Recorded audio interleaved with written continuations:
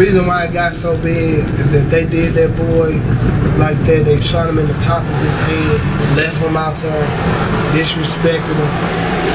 The people rose up, and the local police was so disrespectful that the people just took over the town. Since I'm in a position to talk to these kids and they listen, I ain't no politician, but I trapped and did go to prison. Now I'm caught up in a system where the motive's apparent. I'm just a product of the apartments probably built for my parents or my parent, but who caring? They planted gold figure. Cop killing me, just a nigga. We protest gorillas. You know, it's a lot of us who still do this work or still do stuff in the movement, really because we're still here. And there's some of us who not, man. You know, I don't want it to be missed in the movement that sometimes your people are gonna get hurt. You know, Sister Spook, HBCU grad, you know, she would tell me to say, the real HU, Howard University. You know, Spook is a good sister, you know, but one of those days the officers actually got mad. You know, she has a tendency, she can get up under your skin. You know, she probably should have been a lawyer because she can ask them right questions. So, you know, she was up on West Florissant asking questions, police getting mad. And you know what happens, they send somebody in the crowd and shoot, and the bullet ricochet off the ground and hit Spook in the head. She had to actually go to the hospital and get emergency surgery to get it taken out of her head. And when she come out, it ain't no bullet, man. You know, those are the stories that we got in Ferguson. Or you get a brother Josh, a 17-year-old kid, out there protesting, burning a piece of plastic. You know, they charging him with arson, giving him 7 years. Brother Ali out there, you know, they said he had a, you know, basically like conspiring to blow up the arch, and kill the prosecutor. You know, they put so many numbers on that dude's head. You know, he ended up taking the plea deal for 8. They said he was looking at 50 years conspiracy and domestic terrorism. You know, you got those kind of people, man, who we do this stuff for. You know, it's, you know, like Skeeter. You know, everybody know the photo of Edwin Crawford, the dude that's throwing back the tear gas. You know, everybody can see the picture.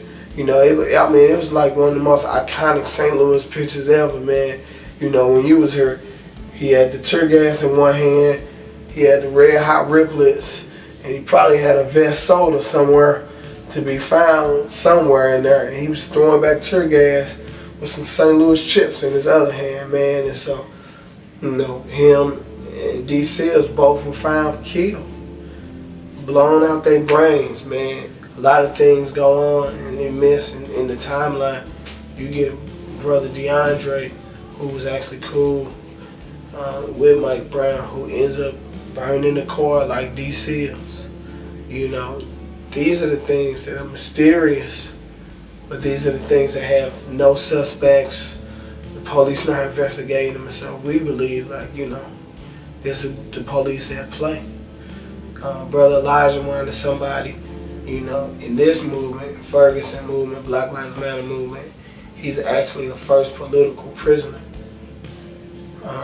He was on the phone with an informant. And I want to tell this story in depth so people can really understand what I'm talking about.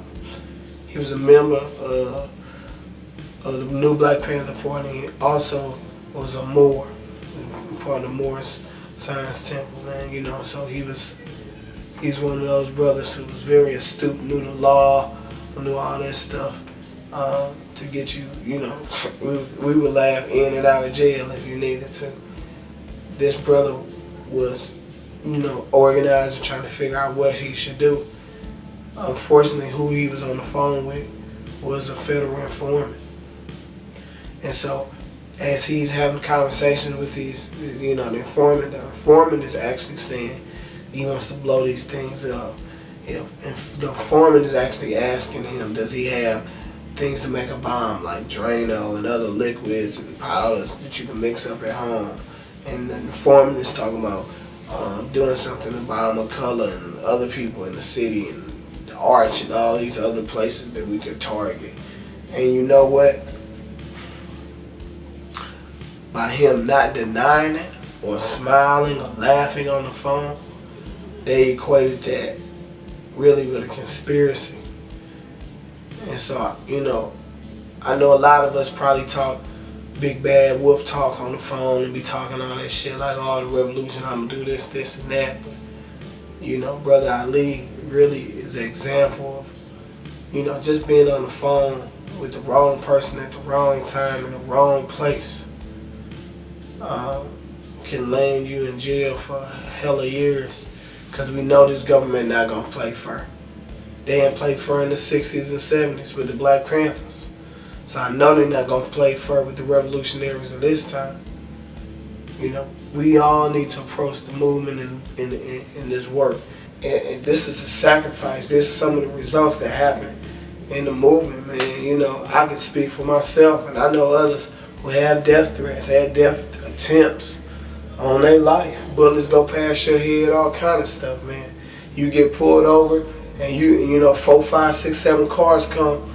You know, you don't know if that's your last encounter with a police officer. You don't know if this your last day on earth, man. And so, you know, I'm not saying nothing to scare nobody. I'm just saying, man, in Ferguson, for being an activist, shit get real fast, man. See, man, in my opinion, only the ignorant would act like it's even possible that the deaths of these activists are coincidental. You know what I mean? That's just sad, man. You know what I mean? You got Edward Crawford. That's a dude that was throwing a tear gas bag. He shot it at some kids. He picked up the tear gas and threw it back. I think he was supposed to get locked up for that, but coincidentally, they found him shot in the back of his head, or shot in his head. I'm sorry, not the back. I'm not sure where at on the head, but they found him shot in the head. Just like D Seals. D Seals, he burnt up in his car. Well, he was shot in the back of his head and burnt up in his car. You know what I'm saying? And it's just like, it's almost like they're getting so comfortable that they're becoming blatantly disrespectful. You know what I'm saying? You know, like the kid that don't get his ass whooped. You know, like every summer he gets worse, he gets bolder, he gets badder. You know what I'm saying? That's what they remind me of, man. And this shit is grotesque, dog. So, you know, I really want to take this time out to send my condolences to all the families of the activists that were killed. You know what I'm saying? I don't know all their names. I do know D Seals, Edward Crawford, the Queen, Spook. She didn't pass, but she was she had an incident out there where she got shot in her head. The bullet that the police shot ricocheted off the ground, I believe, hit her in the head. So she ain't passed. She's still here for a reason. I hope you know that. I'm pretty sure you do, judging by everybody's opinion of you. You know what I'm saying? I'm not even gonna say who I talked to about Spook, but I know Spook is a rebel. You know what I'm saying? I'm gonna just say that. A strong black woman, rebel. You know what I mean? But shout outs and condolences to all those people, man. You know what I mean? Cause without those people, you know, the protests would just be a bunch of people talking. The protests would be just a bunch of people scared to really say what needs to be said. You know what I mean? But with those folks, they won't plan. They just like me. You know what I'm saying? I smell it from way over here. And like I said, I'm in Tampa right now. I'm in Tampa Bay right now. I live in Atlanta. I just came from Ferguson. You know what I'm saying? So I can smell it from over here. Y'all just like me. So salute about that, man. Got one more episode left. And basically, after this, man, y'all just keep your eyes open. Keep prayers going up. And, you know, anytime you can contribute to the change of that area, man, you know, for the sake of your ancestors, for the sake of your mothers, and in representation of your black mother or your black father, contribute, man. You know what I'm saying? Because, you know, I feel like that's kind of how they getting off like that, because we so divided as people. You know what I mean? Like this shit ain't my business. This ain't my business. You know, let some people tell it this is not my business. But it is my business because they look like me. And I feel like y'all only doing this to them because they look like me. You know what I'm saying? What is y'all mad for? What is y'all mad for? Because y'all not good at basketball? Y'all not that good at basketball? Y'all not that good at sports? Y'all not that good at any physical activity? Wouldn't that make sense, being that we was in the field and your fucking ancestors was sitting their fat, sloppy body ass on a chair or on a porch or on a horse with a gun, not doing nothing? You mad at me because you mad at us because we worked out and the genes got passed down to us so we can have LeBron James and goddamn Colin Kaepernick. Shut up, my guy. You know what I'm saying? What y'all mad for? Better calm this shit down, man. That's all I'm saying, Jack. Shit's sad, man, but shout out to them. About to get back to work. Back to what I was doing out here. Yeah. Street G4G, man. Alright. I'm not sure if you guys know or not, but Mike Brown's mother is now running for city council. So I'm gonna run her commercial at the end of this. Y'all go find that info. Make sure y'all get out there and vote. Cause it's time for a change, man. It's time for a change. St. Louis, I'm rocking. You know what I'm saying? I'm Virginia. 2 times. They know that. You know what I'm saying? But I was just so devastated by y'all's history of this police versus the citizen stuff that I just felt like morally obligated. I had to contribute where I can contribute. Almost 4 years ago to this day, I ran down this very street.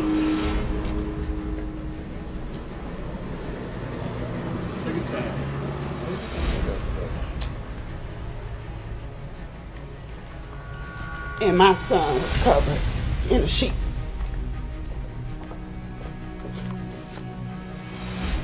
It broke me, you know? It brought me down to my knees. That made me feel crippled, as if I could do nothing else anymore from that moment. But as time went on and I stayed surrounded by support and motivational people who knew what happened was wrong and didn't give up the fight, I learned to walk again.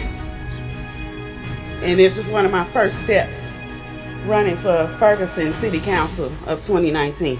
This is so important to me, and I know a lot of people may ask what makes me qualified, but I'll tell you, if a mother had to watch her son lay in the street for 4.5 hours and watch a community be completely disrespected by elected officials that we elected, what would you do?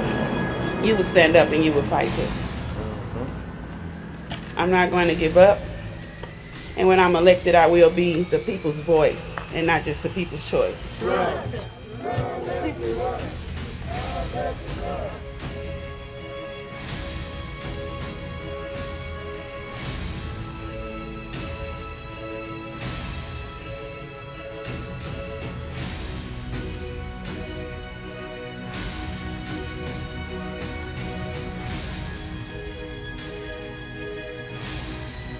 The reason why it got so big is that they did that boy like that. They shot him in the top of his head, left him out there, disrespected him. The people rose up, and the local police was so disrespectful that the people just took over the town. Since I'm in a position to talk to these kids and they listen, I ain't no politician, but I trapped and did go to prison. Now I'm caught up in a system where the motive's apparent. I'm just a product of the apartments probably built for my parents or my parent, but who caring? They planted gold figure. Cop killing me, just a nigga. We protest gorillas.